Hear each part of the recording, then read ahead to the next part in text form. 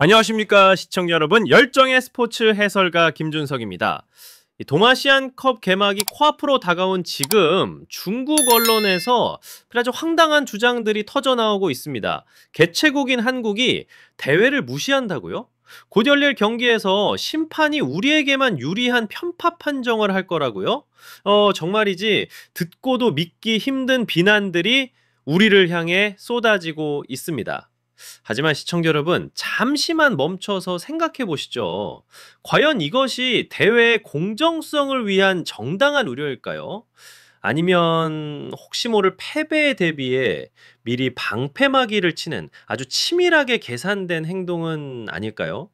자신들이 전력상 약세라는 것을 누구보다 잘 알기 때문에 미리 패배의 핑곗거리를 만들고 있는 것은 아닌지, 오늘 저 김준석과 함께 그 속내를 샅샅이 파헤쳐 보겠습니다. 자, 그렇다면 중국 언론은 정확히 무엇을 어떻게 문제 삼고 있는 걸까요? 마치 우리에게 보내는 고발장과도 같은 그들의 주장을 지금부터 하나씩 짚어보겠습니다. 중국의 레이창 스포츠라는 매체가 보도한 내용인데요. 첫째, 우리 대표팀이 손흥민, 김민재, 이강인 선수 같은 유럽파 핵심 선수들을 단 한 명도 소집하지 않았다는 점을 맹 비난하고 있습니다. 마치 우리가 일부러 2군을 내보내서 대회에 격을 떨어뜨리고 상대를 존중하지 않는다는 듯한 뉘앙스입니다. 둘째, 이번 대회의 모든 경기에서 VAR, 즉 비디오 판독 시스템이 운영되지 않는다는 사실에 대해 엄청난 불만을 터뜨리고 있습니다. 현대 축구에서 공정성의 최소한의 장치로 여겨지는 VAR이 없다는 것을 문제 삼아 개최국인 한국이 대회를 얼마나 안일하게 준비하고 있는지 보여주는 증거라며 목소리를 높이고 있습니다. 그리고 마지막, 어쩌면 그들이 가장 속내를 드러낸 부분일지도 모르겠습니다. 바로 개최국인 한국에게 유리한 홈 어드밴티지, 즉 편파 판정이 쏟아질 것이라는 아주 노골적인 두려움을 표출하고 있습니다. 중요한 순간마다 심판이 한국의 손을 들어줄 것이라며 아직 시작도 하지 않은 경기의 공정성에 미리부터 의문을 제기하고 나선 것입니다. 자, 이렇게 목록을 나열하고 보니 언뜻 듣기에는 정말 심각하고 그럴듯한 문제제기처럼 들리지 않으십니까? 하지만 오늘 이 시간에는 저와 함께 팩트와 논리라는 날카로운 칼로 이 불만들의 껍질을 한 겹 한 겹 벗겨내고 그 안에 숨겨진 진짜 의도가 무엇인지 파헤쳐 보도록 하겠습니다. 자, 좋습니다. 이제부터가 본 게임입니다. 중국 언론이 제기한 세 가지 불만, 그럴듯하게 포장된 이 주장들의 실체를 하나씩 아주 통쾌하게 벗겨드리겠습니다.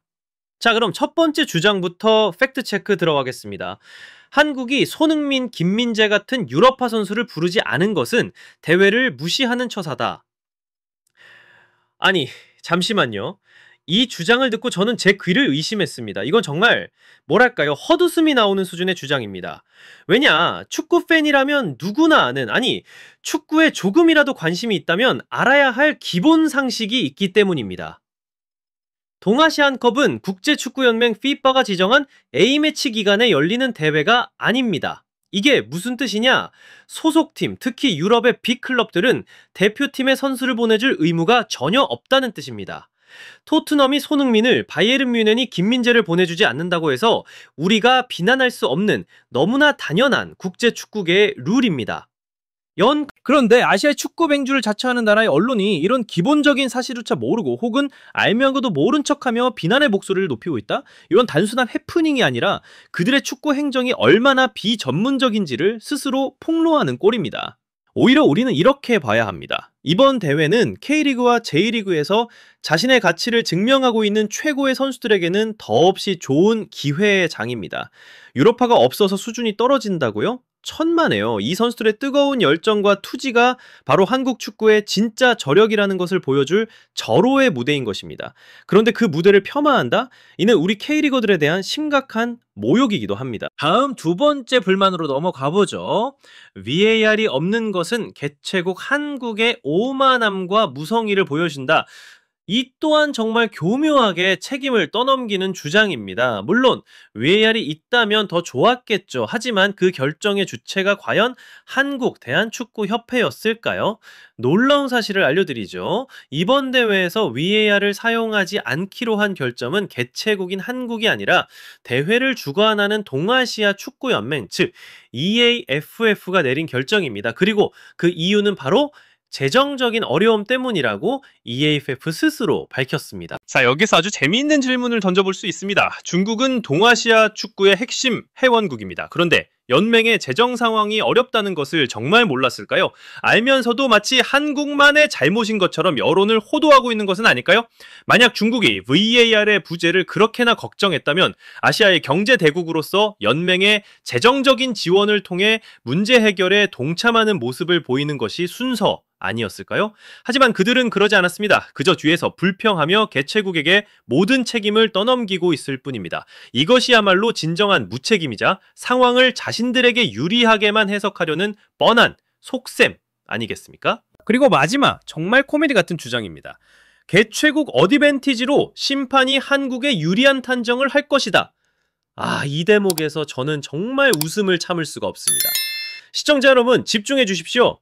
이번 남자부 경기를 주관한 심판들이 어느 나라 출신인지 아십니까? 놀라지 마십시오. 모든 경기는 동남아시아 출신 심판들이 주관합니다.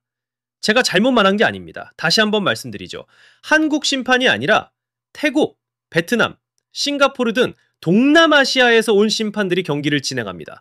이게 대체 무슨 의미입니까? 중국은 지금 동남아시아 심판들이 한국에게 유리한 판정을 해줄 것이라고 주장하는 겁니다. 태국 심판이, 베트남 심판이 자국의 축구 팬들에게 비난받을 위험을 감수하면서까지 한국의 승리를 도와줄 거라고요? 아이고, 세상에 이렇게 비논리적이고 터무니없는 주장이 어디 있습니까? 이건 우려가 아닙니다. 이건 명백한 핑계입니다. 경기장에 들어가기도 전에 이미 패배를 직감한 자의 전형적인 사고방식입니다. 자신의 실력이 부족할 때 사람들은 외부에서 핑곗거리를 찾기 마련이죠. 중국 언론의 이번 주장은 바로 그 가장 부끄러운 예시를 적나라하게 보여주고 있습니다.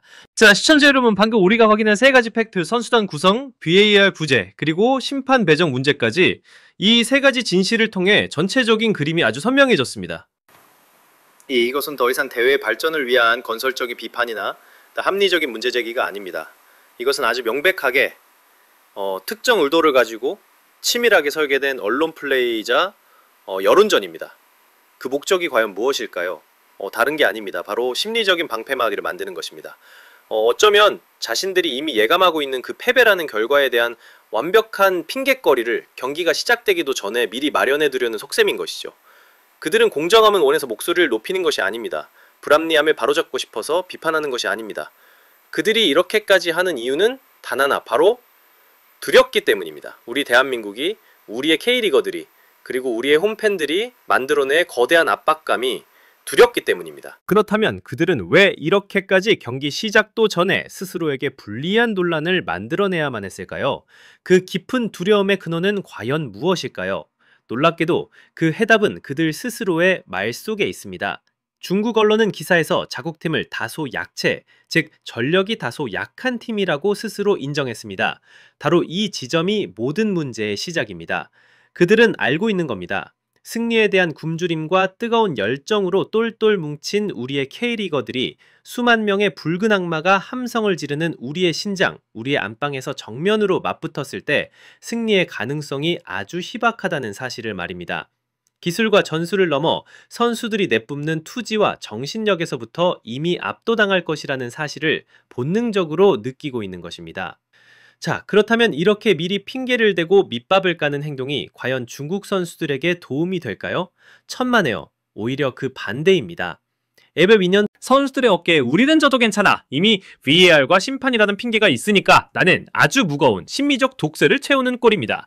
어떻게든 이겨야 한다는 절실함 대신 저도 어쩔 수 없다는 안일함을 심어주는 최악의 마약과도 같습니다. 결국 그라운드 위에서의 치열한 훈련과 전술 토론에 집중해야 할 선수들의 귀중한 에너지를 신문 지면 위에서의 소모적이고 무의미한 논쟁으로 흩어버리는 결과를 낳는 것입니다. 이것이야말로 패배주의에 미리 젖어버린 나약한 정신력이 가져오는 가장 비극적이고 안타까운 결과물이라고 할 수 있겠습니다. 자, 그렇다면 우리는 경기장에서 펼쳐질지도 모를 이런 부정적인 분위기와 끝없는 변명들을 그저 지켜보며 걱정만 해야 하는 걸까요? 선수들의 땀과 노력이 아닌 경기 외적인 논란만이 가득한 경기가 될까봐 우려해야 하는 걸까요? 진정한 스포츠맨십은 이렇게 상처 입고 모두의 축제회장은 얼룩지게 되는 걸까요? 아닙니다. 시청자 여러분, 절대 그렇지 않습니다. 우리 대한민국 대표팀에게 이것은 위협이 아니라 오히려 하늘이 준 절호의 기회입니다. 대한민국 축구의 진정한 심장이자 허리인 우리 K리그의 스타들이 자신들의 가치가 화려한 유럽 무대에만 있는 것이 아니라 바로 이 땅, 우리가 사랑하는 조국의 그라운드 위에서 승리를 향한 뜨거운 열망 속에 있다는 것을 온 아시아에 증명할 수 있는 최고의 무대입니다. 그들이 감히 무시라는 단어를 입에 올렸습니까? 좋습니다. 우리는 그에 대한 대답을 말이 아닌 실력으로, 논쟁이 아닌 결과로, 그리고 시원하게 터지는 골로 보여주면 되는 것입니다. 자, 결론을 말씀드리겠습니다. 시청자 여러분. 결국 중국 언론의 그 모든 비난들은 팩트와 다를 뿐만 아니라 그들 스스로의 축구에 대한 무지함과 패배에 대한 깊은 두려움을 그대로 드러낸 자충수에 불과했습니다. 그렇게 불평불만을 쏟아낼 에너지가 있다면 차라리 그 시간에 자국 축구의 실력을 단 1cm라도 더 키우는 데 집중하는 것이 훨씬 더 생산적이지 않았을까요? 자, 이제 우리의 눈과 귀는 경기장으로 향합니다. 과연 중국 대표팀이 그들이 쏟아냈던 불평만큼이나 인상적인 경기력을 보여줄 수 있을지 우리는 그저 지켜보면 될 일입니다. 우리 대한민국 팬 여러분께서는 이제 편안한 마음으로 팝콘과 콜라를 준비하시면 되겠습니다. 곧 상영될 이 흥미진진한 영화를 즐길 준비 말입니다. 7월 7일 저녁 화백시 용인 미르 스타디움 대한민국 대 중국, 우리 태극전사들이 그 모든 논란에 대해 그라운드 위에서 오직 실력으로 발로 직접 대답하는 그 통쾌하고 시원한 순간을 절대 놓치지 마십시오.